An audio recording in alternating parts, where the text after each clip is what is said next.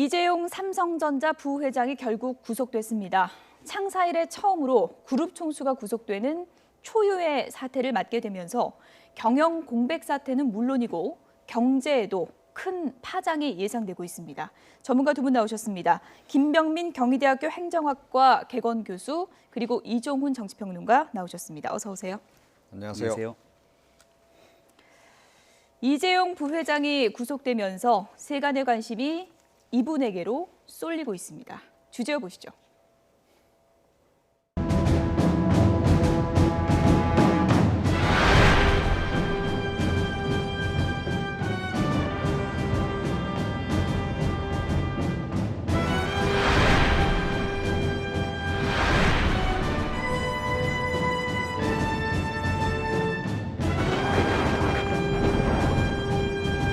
메르스 감염과 확산을 막지 못해 머리 숙여 사죄합니다.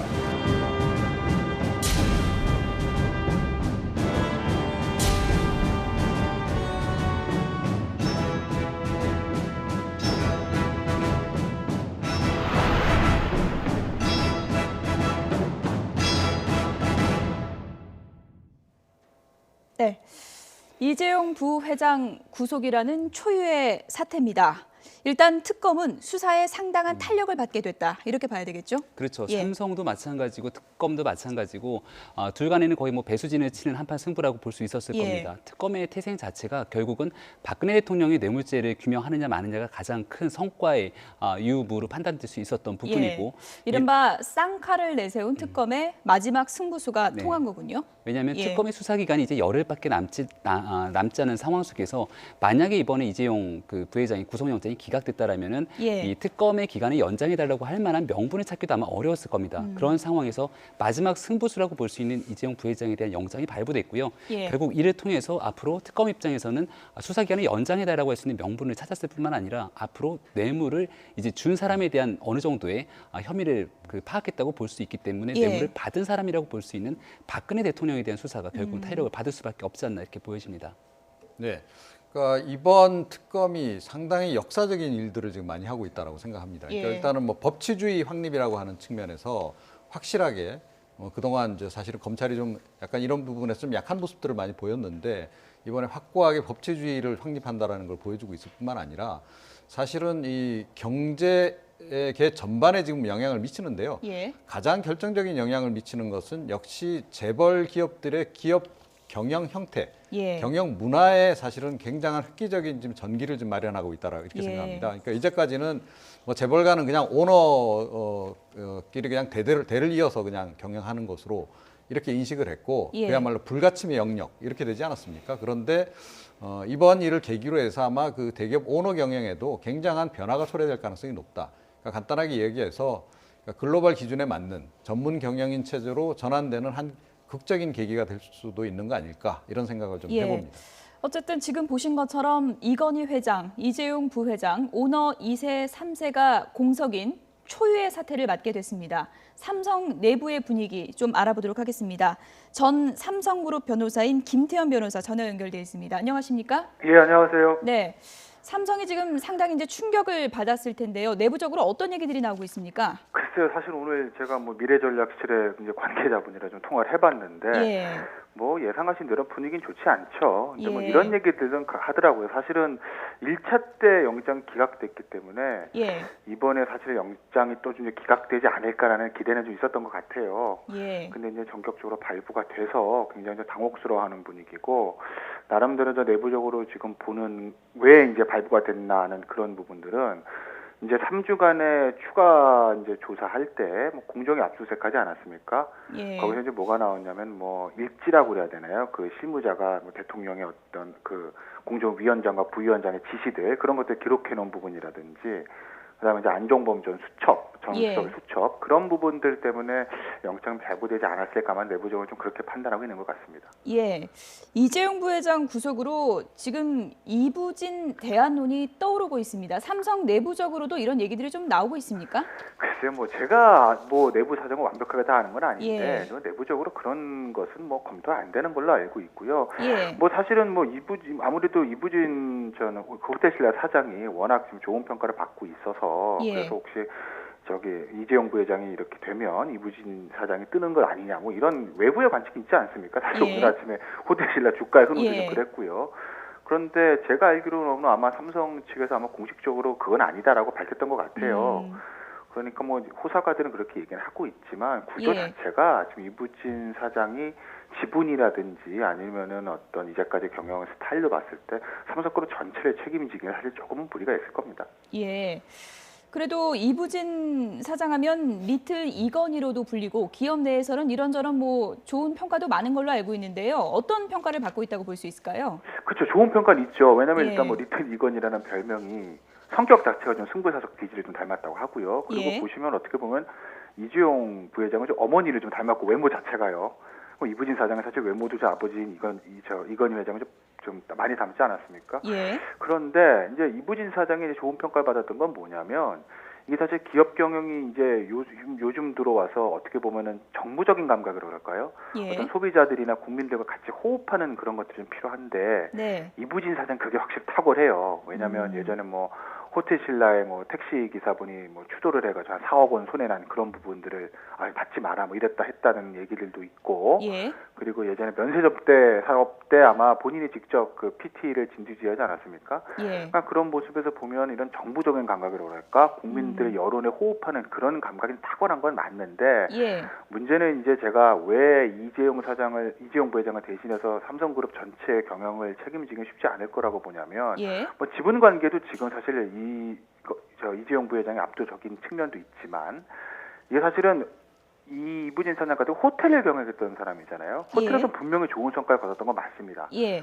근데 전자나 이런 쪽에는 사실은 경험이 없기 때문에 이게 호텔에서의 성과를 가지고 전자부터 물산, 금융 계열사까지 전체를 총괄하기는 아직은 그런 경험적인 예. 측면에서 좀 부족하지 않나 예. 그런 관측들이 있어서 뭐 전문 경영인 체제로 당분간 순항하면 순항했지 이부진 사장이 이재용 부회장의 자리를 대신하는 것은 당분간은 사실 예. 저는 개인적으로 힘들 거라고 보고 있어요. 어쨌든 삼성 입장에서는 초유의 위기 상황입니다. 지금 신규 사업이나 여러 가지 중요 결정을 내려야 하는 그런 부분에서 여러 가지 좀 위기가 앞에 놓여 있다 이런 얘기도 나오고 있는데요. 특히 어떤 부분이 지금 문제일까요? 그게 아무래도 장기적인 투자건일 거예요. 예. 그러니까 사실은 이제 오너 경영이라는 게 장단점이 있는데 그동안에 이제 이건희 회장이 삼성을 이끌던 시절에 삼성이 반도체하고 모바일이 크게 약진하지 않았습니까? 예. 그러니까 사실은 일본의 소니가 왜 우리가 삼성한테 역전을 당했을까 하고 분석한 적이 있어요. 그때 이제 결론이 뭐냐면 오너 경영 체제의 장점이 고스란히 제대로 드러난 게 삼성이라는 거죠. 그러니까 이건희 회장이 결정을 하면 그걸 그 구조조정본부 뭐 나중에 전략기획실이 바뀌었는데 거기서 시나리오를 만들고 그거를 계열사에서 집행하는 그런 삼각체제로 운영이 되었거든요. 예. 굉장히 스피드가 있고 오너가 중요한 결정을 하기 때문에 책임을 바로 질 수 있다라는 거죠. 그런 점에서 삼성이 발전을 해왔는데 예. 지금 일단 오너격인 이재용 부회장이 구속이 돼서 만약에 경영 공백이 있게 되면 장기적인 투자를 결정할 사람이 없어요. 예. 그러니까 미국과 다르게 그냥 한국 기업만의 어떤 독특한 특징 아니겠습니까? 그렇기 때문에 단기적인 문제보다는 장기적으로 신사업 추진이라든지 이런 부분에 있어서 좀 브레이크가 걸릴 거다라는 관측이 지배적이죠. 예. 끝으로 이 부분 좀 간략하게 답변을 좀 부탁드릴게요. 특검 수사에서 이제 총수의 대가성 의혹이 제기됐던 다른 기업들, 뭐 SK나 롯데, CJ 지금 상당히 좀 긴장된 시각으로 바라보고 있을 것 같은데요. 특검 수사 어떻게 전망해 볼 수 있을까요? 그렇죠. 이제 다른 기업들은 좀 아무래도 조금 지금 걱정이 되는 측면들이 있겠죠. 근데 다만 예. 이제 다른 기업들 수사 같은 경우는 특검 기간 연장 과정을 맞물려 있는 건 아니겠습니까? 예. 만약에 특검 기간이 연장되지 않으면 다른 기업까지 수사가 확대되는 건 사실 물리적으로 불가능한 것이고 만약에 기한이 연장되게 되면 한 달이라는 시간이 있기 때문에 SK라든지 롯데 뭐 이런 기업들이 사실은 조금 수사 선택이 오를 가능성은 있겠죠. 왜냐하면 이게 사실 뭐 부정한 청탁이나 대가성 문제인데 결국 롯데나 SK 같은 경우는 면세점 사업, 그 다음에 SK 같은 경우에는 그 사면의 문제가 있지 않습니까? 예. 그래서 남들은 사실 조금 긴장을 하고 있을 건데 예. 결국 이게 특검의 어떤 수사기간 연장이 어떻게 될지 아직 결정이 안 됐기 때문에 지금 뭐 SK나 롯데가 바로 수사에 들어갈 것이다. 이렇게 뭐 속단 아닌 좀 이른 것 같습니다. 예. 지금까지 김태현 변호사였습니다. 전화 연결 고맙습니다. 예, 감사합니다. 네, 삼성 분위기와 여러 가지 좀 파장을 짚어봤는데 지금 오늘 인터넷 검색어 보니까 이부진 사장 검색어가 계속 올라와 있더라고요. 그렇죠. 예. 왜냐하면 이재용 부회장 같은 경우가 만약에 지금 현재 구속 수감돼 있는 상태인데 예. 재판을 받는 과정을 거쳐갖고 실제로 실형을 선고받게 되면은 현재까지 나와 있는 혐의를 가지고 이게 그냥 쉽게 풀려나기는 쉽지 않은 상황으로 보이거든요. 예. 그렇다면 장기적으로 총수의 경영 부재 상태가 오게 되면 과연 지금 미래전략실에 있는 일부 사람들과 이러한 상태로서 구속 수감돼 있는 이재용 부회장만을 믿고선 삼성이 운영될 수 있는 것인가에 대한 의문들이 제기될 겁니다. 그렇다면 총수 일가 중에 누군가가 이를 대체할 사람들이 필요하다면 예. 이부진 호텔시라 사장에 대한 관심도가 자연스럽게 급증되게 되는 거고요.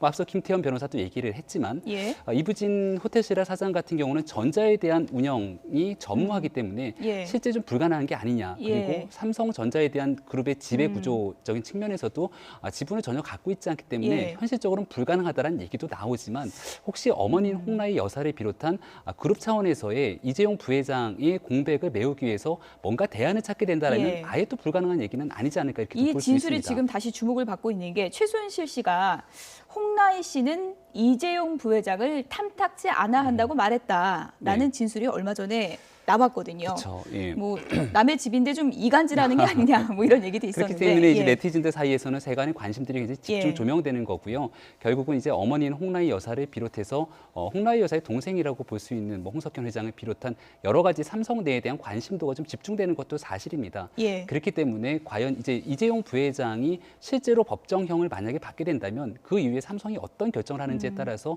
저와 같은 과거의 발언들이 다시 재조명되는 일도 예. 혹시나 있지는 않을까 이런 생각도 듭니다. 최순실 씨의 뭐 깔린 의도도 있겠지만 네. 어느 정도 이런 분위기를 감지했다라는 또 의견도 포함되지 않았겠습니까? 그렇죠. 예. 뭐 정보에 굉장히 빠른 사람 아닙니까? 예. 최순실 씨가 또 그런 거에 따라서 또 민감하게 또 움직이는 사람이기 때문에 나름의 근거는 있는 아마 정보일 가능성이 높다 이렇게 생각을 하고요. 근데 뭐 저런 저런 뭐 여러 가지 평가들 또 떠도는 얘기들 그런 거를 떠나서 사실은 지금 이재용 부회장과 이부진 사장 간에 결정적으로 사실은 다른 행보를 보였던 예. 예가 있죠. 국민들이 이걸 확연하게 느꼈던 순간이 언제냐면 메르스 사태 발생했을 때입니다. 예. 메르스 사태 발생했을 때 삼성병원, 서울 예. 삼성병원 같은 경우에는 초동 대체 실패를 했죠. 예. 그래서 굉장히 화근이 되지 않았습니까? 환자도 굉장히 많이 늘어났고 그 반면에 그 당시에 이제 제주도 그 호텔 신라 같은 경우에는 바로 예. 사실은 이제 손님을 받지 않고 손님들 다 딴 데로 보내고 초동 대처를 굉장히 예. 기민하게 했거든요. 자 이제 그때 사실은 국민들이 많이 느꼈어요. 그러니까 약간 대처하는 방식이 서로 좀 차이가 있구나라는 거 하는 것을 느꼈고 또 뭐 이런 전문가들 사이에서도 약간 그 대처 능력, 위기 관리 능력에서의 약간 차이 이런 것들을 좀 느꼈고 실제로 이번에 이제 이 게이트 최순실 게이트의 문제 발생 과정부터 시작해서 이 예. 사후 처리 과정까지 다 지켜보게 되면 약간의 그 전략상의 오류들이 자꾸 발견이 된다는 거죠. 그러다 보니까 이제 아무래도 다른 쪽에 이제 눈길이 가는데 아직까지 삼성의 어떤 그런 권위주의적인 그런 문화상 예. 전문 경영인 체제로 완전히 넘어가기는 쉽지는 않을 것이다. 그렇게 예. 보면 결국 오너 일가 중에서 그나마 경영 능력이 있는 사람을 찾게 될 가능성이 높고 예. 그렇게 보면 결국은 이부진 그 사장 쪽으로 좀 갈 가능성이 높지 않나 예. 현실적으로는 그렇게 생각합니다. 예. 이재용 부회장 뭐 사상 초유 구속이라는 오요까지 안게 됐는데 지금까지 경영 전면 등장한 이후에 그야말로 흑역사라고 해도 될 정도로 시련이 많았습니다. 과거의 발언들 다시 한번 들어보시죠. 저희 삼성 서울병원이 메르스 감염과 확산을 막지 못해 국민 여러분께 너무 큰 고통과 걱정을 끼쳐드렸습니다. 머리 숙여 사죄합니다. 사태가 수습되는 대로 병원을 대대적으로 혁신하겠습니다. 어떻게 이런 일이 발생했는지 철저히 조사하고 재발 방지를 위해 최선의 노력을 다하겠습니다. 이재용 부회장은 모르는 게 많고 부족한 게 많고 기억이 잘 안 나고 기억력이 별로 안 좋은 것 같다. 이재용 부회장보다 기억력이 훨씬 좋고 아는 게 많은 전문 경영인에게 경영권을 넘기는 게 어떻겠냐. 대답해 주시죠. 저보다 훌륭한 분이 있으면 얼마든지 경영권 넘기겠습니다. 언제 넘기시겠습니까? 언제든지 저보다 언제든지 훌륭하신 분이- 넘기시겠습니까? 언제든지 넘기겠습니다. 자, 제가 이 질문을 드리는 이유는 이 삼성 세운 적 있으시죠? 있습니다. 실패했죠? 네. 갤럭시 7 또 실패했죠? 이재용 폰 실패했죠? 저 말대꾸하는 것 같아서 죄송합니다만 이재용 폰이라고는 없었습니다. 이재용 폰이라고 기사에 나온 적이 있습니다. 그러다가 잘 안 팔리니까 슬쩍 없어졌죠. 그런 적 없습니다.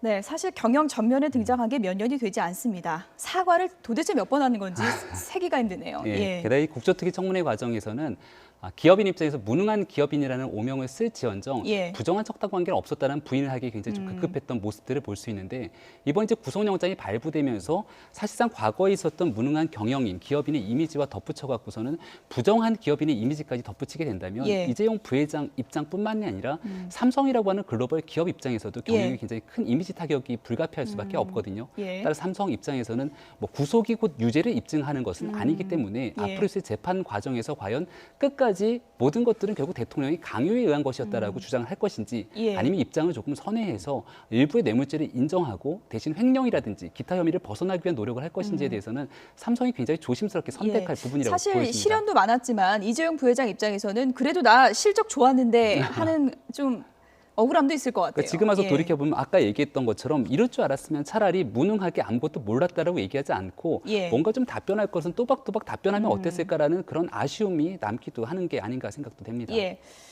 어쨌든 이재용 부회장 구속으로 탄력받은 특검 다음 타깃은 보니까 우병우 전 수석인가 봅니다. 네. 예.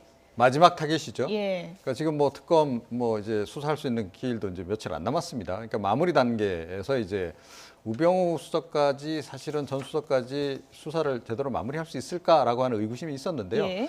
역시 이번 특검은 과거 특검하고는 확실히 다른 것 같고요. 예. 그러니까 어찌됐건 이제 할 수 있는 범위 내에서는 최대한 하겠다. 이제 예. 이런 생각인 것 같습니다. 이미 사실은 이재용 부회장까지 이제 구속이 되면서 예. 그러니까 특검이 목표했던 바는 거의 다 지금 이뤘다라고 좀 생각을 합니다. 그러니까 예. 일단 뭐 뇌물죄 부분 입증 다 했죠. 블랙리스트 관련해서 사실은 원래 그 검찰에서 넘어올 때 없던 혐의였지만 새로운 혐의 입증해서 김기춘 전 실장까지 구속을 시켰죠. 예. 또 이 저 이대 그 비리 관련해서도 총장까지 다 전 총장까지 다 구속시킨 상황 아닙니까? 그러면 예. 이미 다 했다 할 만큼. 다만 이제 그 중요한 고리 이 가운데 한 사람이라고 볼 수 있는 이제 우병우 전 민정수석에 대한 국민적인 그 분노가 굉장히 이제 심한 상태에서 이제 이 사람을 어떻게 처리할 것이냐 이제 하는 예. 부분인데 이 부분도 결국 손을 대는 것으로 봐서 예. 결국은 구속까지 이제 시키고 끝내겠다 하는 그 의지의 표현 같고요. 이번에는 구속을 좀 피하기가 쉽지 않아 보입니다. 예.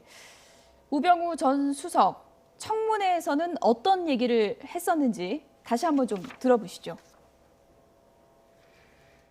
지난 11월 6일 날 검찰 출두하시면서 그 기자가 뭐 질문하니까 이렇게 노려보셨죠? 왜 노려보셨어요? 그때 노려봤다기보다도 이 기자분이 여 기자분이 갑자기 제 가슴 쪽으로 이렇게 탁 다가왔습니다. 그러면서 뭔가 굉장히 크게 이렇게 질문을 했습니다. 그래서 기자들에 둘러싸인 상태에서 놀라서 이렇게 내려다봤습니다.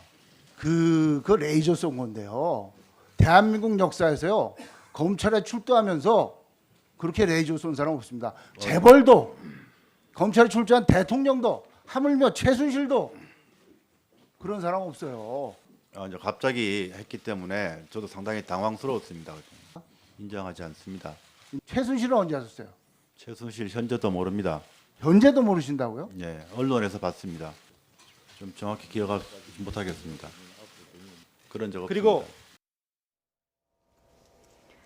네, 모릅니다. 그런 적 없습니다라는 답변을 반복하는 모습이긴 했지만 또 한편에서는 의원들이 상당히 질문을 퍼부었지만 우병우 전 수석의 논리적인 답변을 이렇게 뚫어내지 못했다. 이런 지적도 있었잖아요. 국조특위 예. 청문회가 사실 어느 정도의 비판의 소지에 직면했던 건 우병우 수석이 증인으로 출석했던 그날이죠. 예. 그렇게 나오지 않는다라고 어떻게든 끌어다 앉혀놓긴 했지만 예. 우병우 전 수석을 향해서 속 시원한 답변을 끌어내지 못했다라는 한계가 예. 있었죠. 그렇기 때문에 국민들이 기대고 의존했던 마지막 상황은 특검인데 특검조차도 지금 수사 종료 기간이 얼마 남지 않는 상황까지 우병우 전 수석을 제대로 소환해서 입증하지 못하는 것 때문에 검찰과의 관계 때문에 불편해서 그러는 것이 아니냐라는 여론의 비판적 소지가 많이 있었거든요. 예. 근데 이제 이재용 부회장에 대한 구속영장이 발부되고 나서부터 특검이 어느 정도 좀 자신감을 얻은 것 같은데 이제 내일이면 우병우 전 수석이 소환이 된다는 것 아니겠습니까?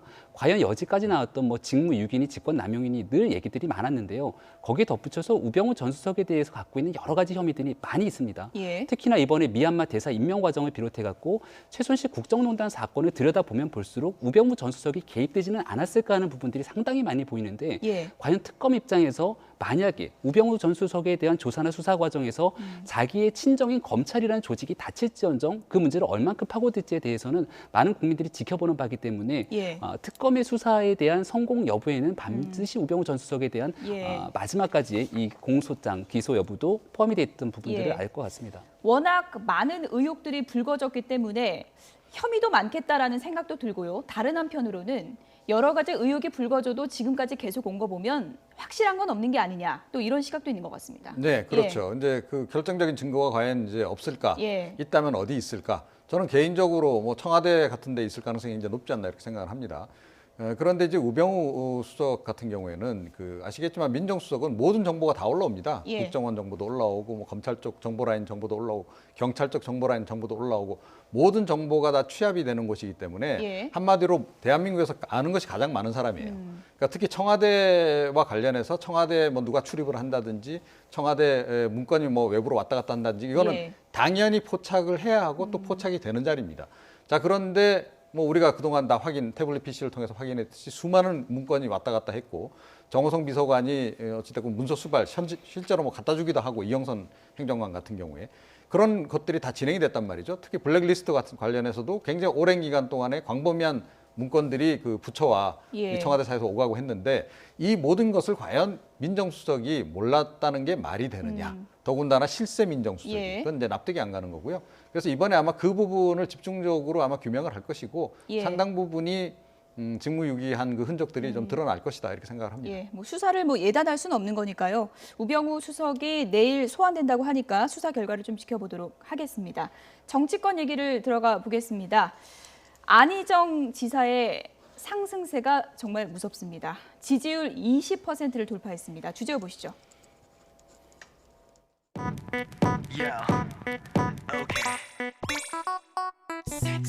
좋아하시는 충남의 충남의 아이돌이라는 별명이 있는 것 같은데 나 엑소 팬들한테 정말 미안한데 나 엑소 몰랐었어. 언제부턴가 인터넷 댓글에 뭐 충남의 엑소, 충남의 아이돌 광화문 촛불광장에 가는데 야 충남의 엑소, 야 충남의 엑소 그러는 거야. 그래서 굉장히 행복하고 좋던데 별명이 하나 더 들었어요. 암깨비라고. 암깨비. 암깨비가 이렇게 뜨고 있다는 말씀드리고요. 암깨비가 이렇게 뜨고 있다는 말씀드리고요.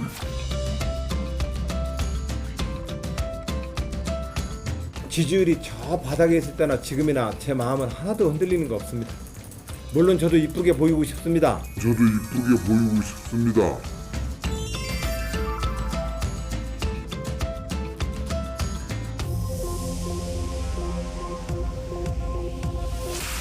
뭐 저도 지지도가 오르고 또 안희정 지사도 지지가 오르고 해서 정말 기쁩니다.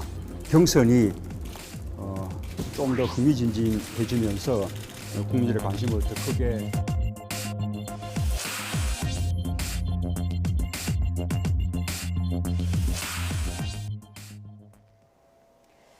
네, 지지율 20%, 뭐 마의 20% 이렇게도 표현을 하던데요. 넘는 건 어떤 의미라고 봐야 되나요? 우상호 전 원내대표도 현 원내대표도 이런 얘기를 했는데 예. 20%를 넘으면 어떻게 될지 모른다라는 얘기를 했죠. 예. 그러니까 20대 40의 법칙이라는 게 있는데 예. 예를 들어서 40%의 지지율을 뚫고 올라가면 말 그대로 대세론을 완벽하게 구축한다는 얘기이기 때문에 예. 문재인 전 대표가 먼저 40%의 고지를 넘을 것이냐 아니면 20%를 뚫고 넘어가게 되는 순간 사실 선두주자와의 경쟁을 한번 해볼 만하다는 부분들이기 때문에 지금 갤럽 여론조사가 나오고 있습니다. 문재인 네. 전 대표가 33%, 그래도 조금 오름세를 보였고요. 안희정 지사가 많이 뛰었습니다. 네. 22%, 그리고 황교안 대행이 9%, 안철수 전 대표가 9% 이렇게 나타나고 있고 이재명 시장은 요즘 좀 주춤합니다. 네. 5%네요. 주춤이 아니라 계속해서 하락세를 면하지 못하고 예. 있었고요. 안희정 지사 같은 경우는 22%가 이게 소폭 상승한 부분이 아니라 불과 몇 주 사이에 거의 뭐 엄청난 수치의 상승을 보였기 때문에 예. 지금 저 정도 수치 정치의 차이라면 문재인 전 대표가 대세론이라고 불리우긴 좀 어려움이 있어 보이고요. 예. 안희정 지사가 상승하게 되는 데는 뭐 가장 결정적인 변수는 반기문 전 총장의 불출마였죠. 여기에 따라서 충청의 민심이 쏠리기도 했고 예. 중도 보수에 오갈 데 없는 표심이 몰리기도 했는데 그 이후로 20%가 넘게까지 본인의 지지율 상승을 이끌었던 거는 예. 결국 선거 전략도 주요했다라고 봅니다. 어떤 부분일까요? 일단 내심을 자극하는 부분들도 있었던 것 같은데 본인이 이제 젊은 지도자를 그 상징하기 위해서 오바마 전 대통령에 좀 비교하는 모습들을 보이기도 하고 예. 또 이제 잘생김이 경쟁력이다라는 뭐 예. 표현을 써가면서 굉장히 좀 젊은 정치인으로서 친숙하게 다가가는 모습들을 보여줬는데 여기 이제 중도 보수의 표심을 자극하는 전략까지 덧붙여져서 예. 문재인 전 대표와는 굉장히 상반되는 나름대로 지도자의 모습을 보여주지 않았나 뭐 이런 생각이 듭니다. 충남의 뭐 아이돌이다 네. 이렇다고 엑소. 하는데 예. 엑소다. 안깨비까지. 이종훈 평론가가 네. 보시기엔 어떻습니까? 안희정 지사가 미남입니까? 그 호감형으로 생긴 건 예. 맞죠. 그런데다가 조금 전에 이제 약간 그 몇 개 화면이 나오긴 했는데 예. 굉장히 트렌디해요. 예. 그러니까 이 흐름을 잘 읽고 있다. 그러니까 요즘에 이제 유행이라든가 그런 거에도 굉장히 민감하게 반응을 하는 편이고. 안깨비 이런 별명이 그렇겠죠. 예. 그리고 이제 스스로 이제 그런 것을 활용할 줄 아는 그런 이제 재능도 좀 있는 것 같고요. 그런데다가 역시 가장 결정적인 것은 대연정 제안이 가장 컸다라고 저는 생각합니다. 대연정 제안을 통해서 이제 획득한 것이 뭐냐 하면 예. 중도 내지 보수 쪽에 있는 지지 세력들의 그 진보, 확실한 진보성이 강력한 그 인물들에 대한 약간 걱정, 우려 예. 그런 것들을 일시에 좀 해소를 시켜준 거죠. 자, 그러면서 이제 지지율이 한번 이제 올랐던 것이고요. 사실은 20% 돌파하는 것이 어떤 후보든 간에 쉽지가 않습니다. 근데 예. 일단 돌파하고 나면 또 상황이 어떻게 전개될지 좀 지켜봐야 되는데 제가 보기에는 한 번은 일단 조정을 한번 받은 격이다. 예. 받고 20%대 올라섰기 때문에 예. 앞으로 추가로 전 상승할 여력이 좀 꽤 있을 것이다. 그리고 이상한 것이 토론회를 하면 할수록 또 TV에 노출되면 될수록 예. 완만하게나마 계속 지금 지지율이 상승하고 있는 그런 추세다라고 하는 예. 것을 우리가 눈여겨봐야 되겠다 이렇게 생각합니다. 민주당 경선 열기도 달아오르고 있고 안희정 지사의 지지율도 오르고 있고 그래서 흥행 가능성도 높아졌다 이런 분석이 나오고 있는데요. 당내에서는 이른바 역선택에 대한 우려도 커지고 있습니다. 들어보시죠.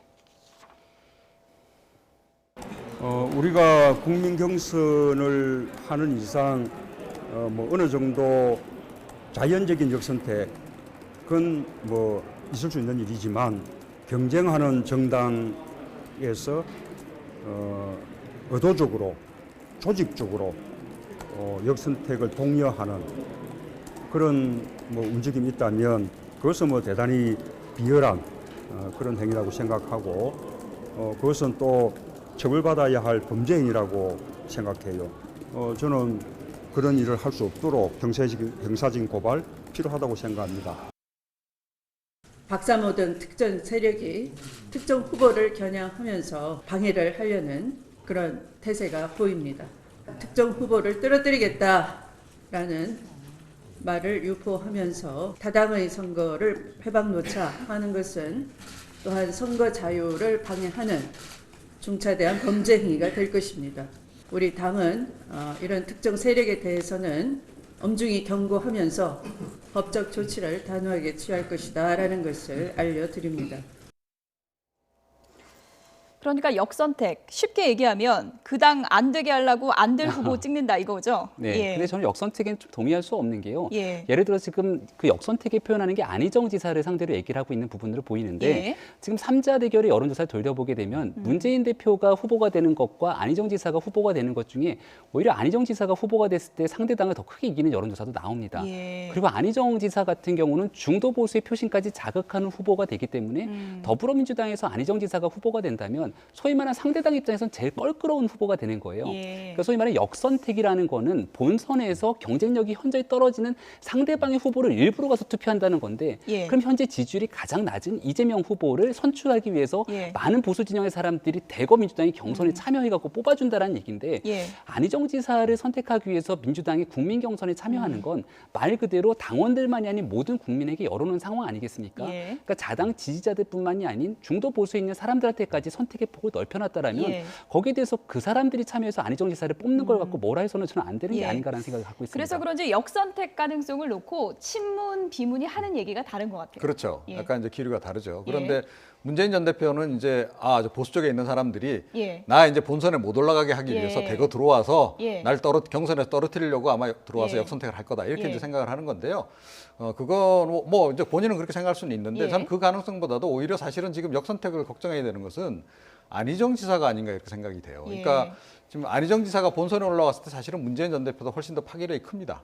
그러니까 중도라든가 그 보수 진영에서는 굉장히 오히려 더 경계해야 될 대상이거든요. 예. 그래서 오히려 안희정 지사가 본선에 올라오지 않도록 그러니까 이 민주당 경선에 들어와서 문재인 전 대표를 찍으면 찍었지 예. 안 지사를 역선택해서 찍기 위해서 들어올 일은 예. 절대 없을 거다. 안희정 지사가 그런 걱정은 하지 역선택해서 말아요. 본인 찍는다 그러면 좀 기분 나쁠 수도 있겠어요. 그렇죠. 예. 예. 그런데 사실은 오히려 가능성은 그쪽이 훨씬 더 높다는 거죠. 왜냐하면 문재인 전 대표 캠프 쪽의 생각과 달리 보수 쪽에서는 오히려 문재인 전 대표가 본선에서 상당히 훨씬 더 수월하다라고 생각하고 예. 있다는 거.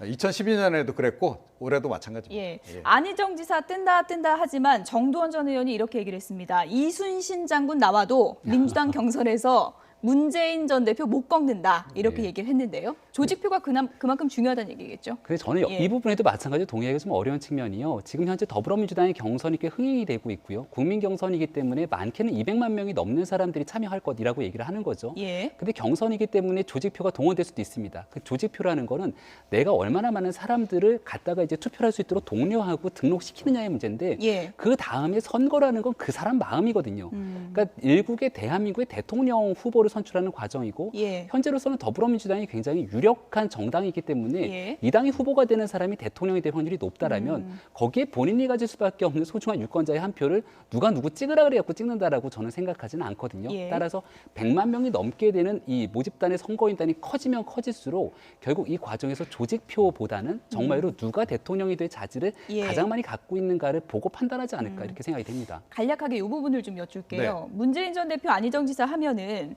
워낙 우린 원팀이니까 그러면 문재인 전 대표가 이번에 하고 전략적으로 다음에 안희정 지사가 하는 걸로 내부적으로는 그렇게 얘기를 하는 게 아니냐는 시각이 아직도 있는 것 같아요. 그렇죠. 예. 뭐 그런 이제 의구심은 외부에서는 당연히 이제 예. 할 수밖에 없는 거고 특히 이제 안희정 지사 같은 경우에는 이제 차차기를 노리고 나오는 예. 거 아니냐, 처음부터 그랬던 거 예. 아니냐, 뭐 이렇게 이제 얘기들을 많이 예. 하는데 글쎄요, 뭐 길고 짧은 건 대봐야 아는 거고 속사정은 우리가 알 수가 없죠. 예. 그러니까 자기네들끼리 무슨 얘기가 오가는지 또 뭐 충분히 오갈 수 있는 그런 관계이긴 예. 한데 그럼에도 불구하고 역시 가장 중요한 것은 이번에 그야말로 정권 교체라 그러면 정권 교체에 가장 유리한 방법을 택하는 것, 유리한 대안을 택하는 것이 그쪽 진영의 뭐 기본 목표 아니겠습니까? 예. 이렇게 민주당 경선 열기가 달아오르고 있는 상황에서 자유한국당의 정우택 원내대표는 이렇게 얘기를 했습니다. 들어보시죠.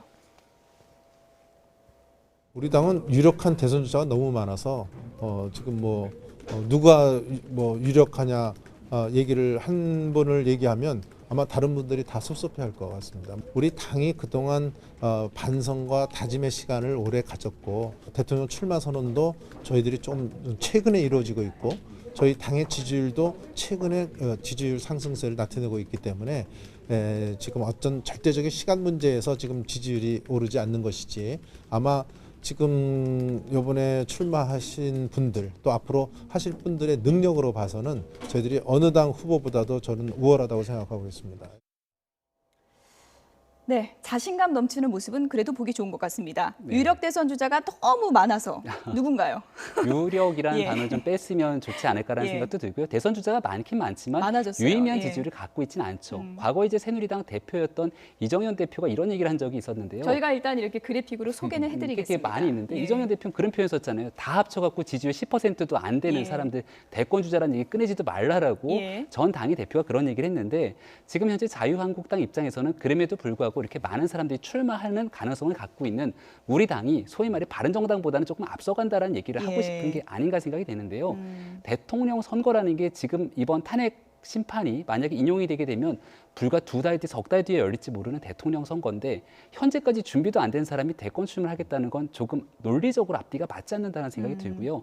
정말로 철저히 준비되고 검증될 수 있는 후보들이 예. 나타날 수 있는 기반을 조성해 줘야 되는데 예. 그런 관점에서 봤을 때는 자유한국당이 과연 어느 정도가 되는 유력한 대권 주자들이 예. 있는지는 조금 더 좁혀질 수 있지 않을까 그렇게 보여집니다. 유력 대권 주자 가운데 지금 이분의 이름이 계속 거론되고 있습니다. 홍준표 지사인데요. 무죄 판결을 받았죠. 이런 얘기를 언론 인터뷰에서 했다고 합니다. 그러니까 대선 있는 애는 보통 1월에 출사표를 던지는데 지금 대통령이 곤욕 치르고 있는 탄핵 상황에서 출사표 얘기하는 건 옳지가 않다. 그래서 기자들이 그러면 출마 안 하는 거냐 그랬더니 나는 오래 준비를 했기 때문에 서두를 필요가 없다. 상황을 지켜보겠다라고 문을 또 열어놨습니다. 그렇죠. 그러니까 예. 탄핵 결정 나고 난 다음에 뭐 출마 여부를 이제 그때 얘기하겠다라고 지금 이제 얘기를 하는 거죠. 사실은 무죄 판결 나오자마자 뭐 대선 출마 선언하는 것도 너무 좀 속된 예. 말로 좀 보기가 좀 민망하지 예. 않습니까? 이제 그런 거기 때문에 약간의 경쟁력은 있습니까?